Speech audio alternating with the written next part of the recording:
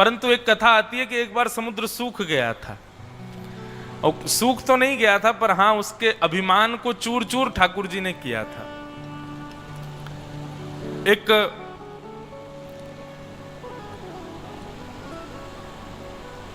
कथा है, बड़ी है, थोड़े सूक्ष्म में सुना देता हूं।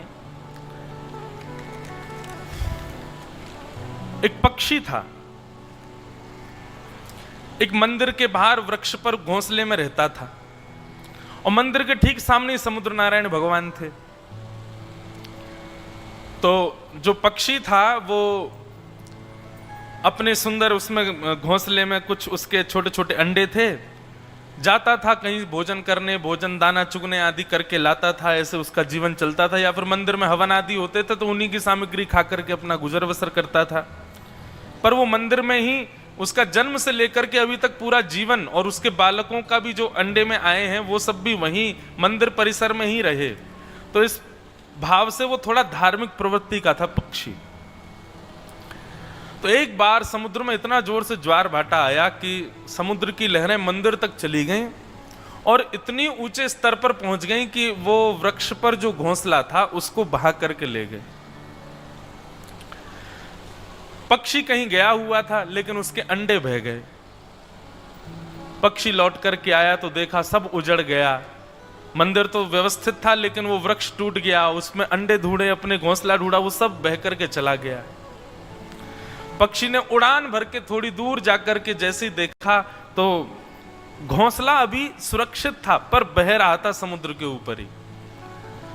तो पक्षी ने जाकर के किनारे पर खड़े होकर के समुद्र नारायण भगवान से प्रार्थना की, हे समुद्र नारायण भगवान, मैंने आपका कुछ अनहित नहीं किया, कभी मैंने आपका कभी कुछ बिगाड़ा नहीं है, आप भी मेरा अनहित नहीं करना चाहते। ये तो प्राकृतिक आपके अंदर ज्वार आया जो आप मेरे घोंसले को ले गए हैं, पर मैं आपसे प्रार्थना करना चाहता हूं, मेरे बालक निर्दोष हैं जिनको आप ले गए हो, उनका भी जन्म भी नहीं हुआ है। आप साक्षात नारायण के स्वरूप हो, आप पूर्ण योग्य हो, आप मेरे घोंसले को मुझे वापस कर सकते हो, इसलिए कृपा करके इस छोटे से जीव की इस बात को मान लीजिए, मेरे घोंसले को मुझे वापस कर दीजिए।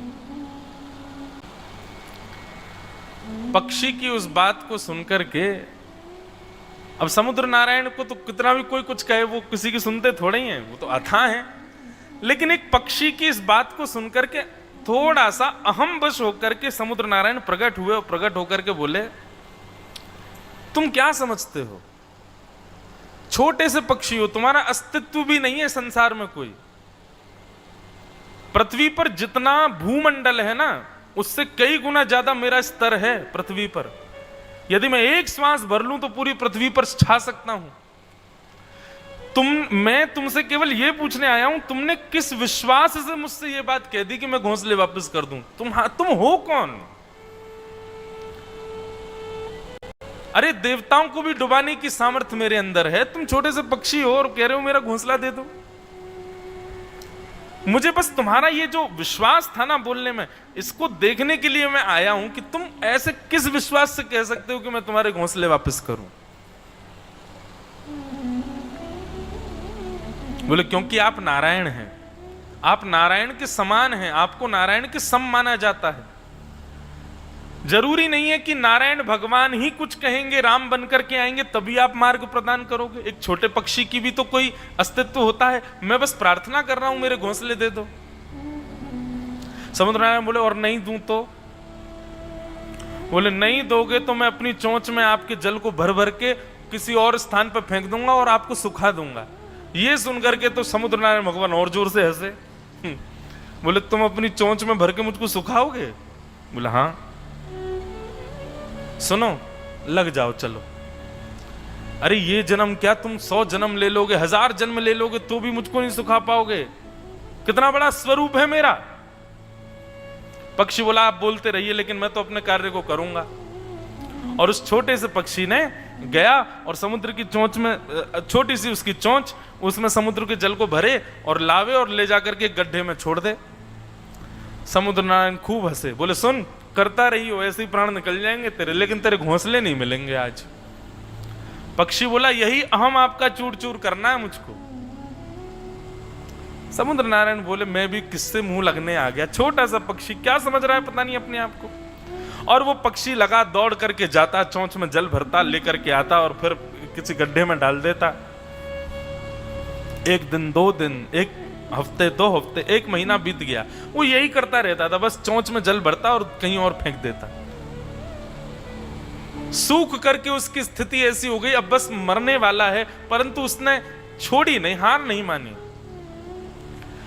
उस पक्षी को जब देखा तो उस पक्षी के प्रजाति के पक्षियों में यह बात फैल गई कि भाई देखो, असंभव कार्य है, लेकिन फिर भी उसका विश्वास देखो, पिछले 1.5 महीने से लगा है, वो रोज अपनी चोंच में भरता है और ला करके जल फेंक देता है कोने।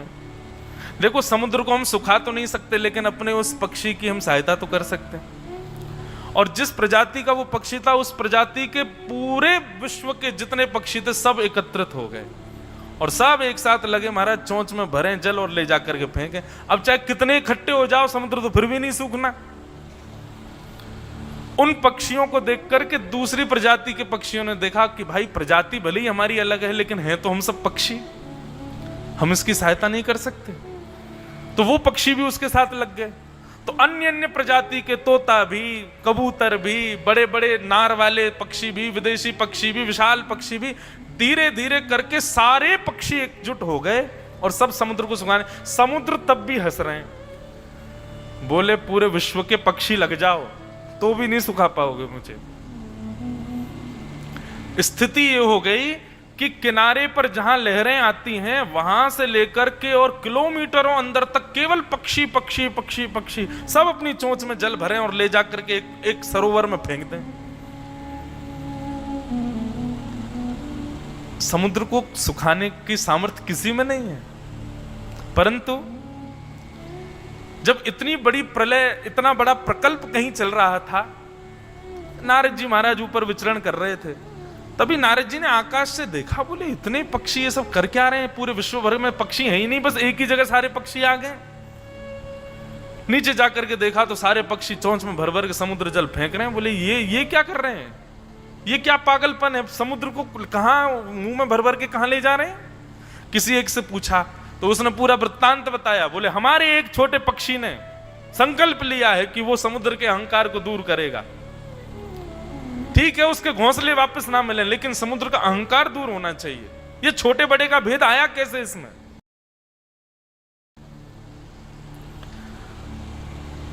इसलिए हम सब पक्षी लगे, भले ही हम अपने प्राण त्याग देंगे, लेकिन इस समुद्र को हम कुछ तो कम करेंगे, चाहे 1% कम हो। नारद जी बोले तुम जानते हो, तुम चाहे लगे रहो फिर भी 1% कम नहीं होगा, वो अनंत है। बोले यहां बैठे बैठे आराम कर रहे हो, वहां देखो तुम्हारी पूरी प्रजाति के ऊपर संकट आया है।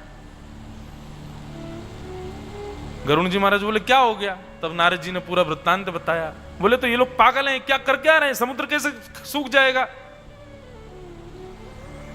बोले जिनको तुम अपनी कमर पर बिठा करके चलते हो, कर्तुम अन्यथा कर्तुम समर्थ ईश्वर, वो सब करने में समर्थ है। मैं ये नहीं कह रहा कि समुद्र को सुखा दिया जाए, पर समुद्र को यह बता भी तो दिया। हम अब तुम भी सुन के आश्चर्य कर रहे हो, मैं भी सुन के आश्चर्य कर रहा हूं, जिसको भी बताओ वो आश्चर्य करता है, समुद्र कैसे सूख सकता है। इसी आश्चर्य की वजह से समुद्र को अभिमान है कि वो कभी सूख नहीं सकता, लेकिन ठाकुर जी चाहे तो हो सकता है। हम ये नहीं कह रहे कि सुखा दो, लेकिन उसको बता तो दो कि हाँ कि तू भी सूख सकता है, उसका अहम नष्ट हो जाए। गरुण जी और नारद जी दोनों भगवान के पास गए। शंख चक्र गदा पद्मधारी श्रीमन नारायण शांति से विराज रहे थे। नारद जी ने जाकर के पूरा बात बताई और कहा भगवान, हम ये नहीं कह रहे कि आप समुद्र को सुखा दीजिए, पर अपने किसी भाव से उसको एक संकेत तो दीजिए कि उसको ये अहंकार ना रहे कभी कि वो सूख नहीं सकता। भगवान बोले ठीक है, आप दोनों की बात उचित है, और एक पक्षी की लगन, इन सब पक्षियों की लगन और इनका कर्तव्य देख करके मेरा भी मन हो रहा है कि मैं कुछ तो करूं। नारद जी बोले निश्चित करो भगवान, हम देखना चाह रहे हैं, समुद्र का भी तो मान मर्दन हो। भगवान बोले रुको। तुरंत अपने सुदर्शन चक्र को भगवान ने आकाश में आवाहित किया और सुदर्शन चक्र को कहा कि सूर्य के तेज को भी अपने ऊपर लज्जा हो जाए, इतने तेजों में होकर के जाओ और जाकर के संपूर्ण समुद्र को सुखा दो। महाराज एक सूर्य का तेज हम सहन नहीं कर सकते, ऐसे करोड़ों सूर्यों का तेज एक सुदर्शन चक्र में प्रकट हो गया। और वह सुदर्शन चक्र अपनी द्रुत गति से वैकुंठ लोक से निकल करके आया और जैसे ही भूमि की ओर आने लगा, भूमि के स्तर पर जैसे ही प्रवेश किया, एक तो उनके घूमने का वेग और ऊपर से उनसे निकलने वाली उष्णता, 100 वर्षों में जितना समुद्र भाप बनकर के उठता उतना प्रति सेकंड में बनकर के उड़ने लगा आकाश में। और देखते ही देखते देखते ही किनारों से समुद्र की लहरें भीतर आने लगी, सिमटने लगा, समुद्र पूरा सूखने लगा, बंचर जीव मरने लगे, उष्णता के कारण पूरा पानी धधकने लगा और देखते देखते समुद्र नष्ट की ओर जाने लगा। जैसे ही समुद्र का यह भाव हुआ, बस चंद सेकंडों में समुद्र आधे से ज्यादा सूख गया। एक आध मिनट और सुदर्शन जी चलते रहे तो खत्म ही हो जाएगा। इतने में ही समुद्र नारायण प्रकट हो गए और प्रकट होकर के सुदर्शन जी के आगे हाथ जोड़ा, बोले भगवान क्या कर रहे हो, मैं नष्ट हो जाऊंगा, खत्म हो जाऊंगा, पृथ्वी पर प्रलय आ जाएगा। भगवान प्रकट हो गए और प्रकट होकर के कहा, कभी भी ये अभिमान मत करना कि तुमको कोई सुखा नहीं सकता। उन पक्षियों के कर्तव्य से प्रसन्न होकर के, अपने कर्म में लगे रहने से प्रसन्न होकर के मैंने ही सुदर्शन जी को आज्ञा दी थी कि जाओ जाकर के समुद्र को सुखा दीजिए। इसलिए हे समुद्र, कभी अपने ऊपर अहम मत करना कि तुमको कोई सुखा नहीं सकता है। ये सुदर्शन चक्र नित्य ध्यान रखेंगे कि जिस दिन तुमको अहंकार हो उसी दिन ये आक्रमण कर दें। और सुनो, वो पक्षी जिसके घोंसले को तुम ले आए थे, बोले भगवान आप कैसी बात कर रहे हैं, मेरे ज्वार भाटा में ना जाने कितनी वस्तुएं आती हैं, मैं सबको वापस कराने थोड़े। बोले सबको मत करो, पर अब उस पक्षी को जरूर वापस करो, ये मेरी इच्छा है। और समुद्र समतल हो गया। समुद्र नारायण भगवान उस पक्षी के घोंसले को लेकर के साक्षात प्रकट हुए और प्रकट होकर के उस पक्षी के सन्मुख जाकर के रख दिया। बोले आप जीते, मैं हार गया भगवान। आपकी कर्तव्य निष्ठता और आपका विश्वास अपने कर्म के प्रति, उससे ठाकुर जी प्रसन्न हो गए और ठाकुर जी ने मेरे स्तर को ही कम कर दिया। तो इस प्रकार एक कथा आती है। ये कथा अपने कर्तव्य और अपने विश्वास को कभी ना डगमगाने की प्रेरणा देने वाली कथा है। ठाकुर जी ये विचार नहीं करते कि कोई व्यक्ति श्रेष्ठ बन गया है अब वो श्रेष्ठ ही बना रहे, नहीं। ठाकुर जी ये देखते हैं कि श्रेष्ठ बनने के बाद भी अपने कर्तव्यों से विहीन तो नहीं हो रहा। ठाकुर जी ये देखते हैं श्रेष्ठ बनने के बाद भी इसके चित्त में अपने कर्मों के प्रति, कर्तव्यों के प्रति, मेरे चरणों के प्रति कहीं विश्वास में कुविश्वास तो नहीं आ गया है, कहीं अहंकार में आकर के ये मेरी सत्ता को भूल तो नहीं गया है। ठाकुर जी इस पर पूर्ण दृष्टि रखते हैं।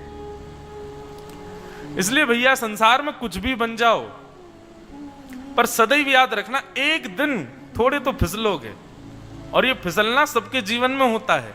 ये भी निश्चित रखिए, याद रखिए और गांठ बांध लीजिए जीवन में। सब कुछ अच्छा रहेगा जीवन भर, ऐसा नहीं हो सकता, कदापि नहीं हो सकता, और इस भूमि पर तो बिल्कुल नहीं हो सकता।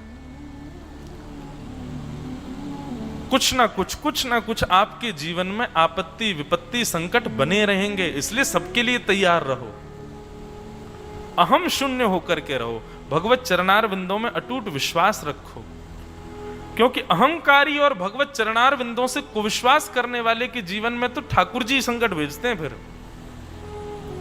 इसलिए अहम शून्य हो जाओ और सदैव तैयार रहो किसी भी प्रकार की परिस्थिति को सामना के लिए।